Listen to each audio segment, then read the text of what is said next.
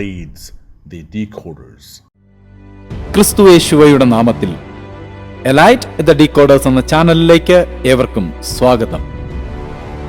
എന്താണ് ദേവന്മാരും അസുരന്മാരും ആയിട്ടുള്ള യുദ്ധം?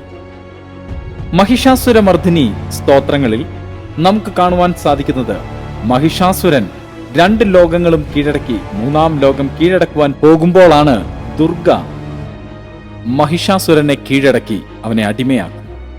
ഉൽപ്പത്തി പുസ്തകം 1-ാം അധ്യായം 26-ാം വാക്യത്തിൽ ഇങ്ങനെ വായിക്കുന്നു: നാം നമ്മുടെ സ്വരൂപത്തിലും സാദൃശ്യപ്രകാരം മനുഷ്യനെ ഉണ്ടാക്കുക, അവൻ സമുദ്രത്തിലുള്ള മത്സ്യത്തിന്മേലും ആകാശത്തിലുള്ള പർവ്വജാതിയിന്മേലും മൃഗങ്ങളിന്മേലും സർവഭൂമിയിന്മേലും ഇഴയുന്ന എല്ലാ ഇഴജാതിയിന്മേലും വാഴട്ടെ എന്ന് കൽപ്പിച്ചു. ഇവിടെയും നമ്മൾ കാണുന്നത് 3 ലോകങ്ങളാണ്. അതിനുശേഷം നമ്മൾ ഉൽപ്പത്തി പുസ്തകം വായിക്കുമ്പോൾ കാണുന്നത് മനുഷ്യനെ അടിമത്തത്തിലാക്കി സർപ്പം ഈ 3 ലോകങ്ങളെയും ആധിപത്യം എടുക്കുന്നതാണ്.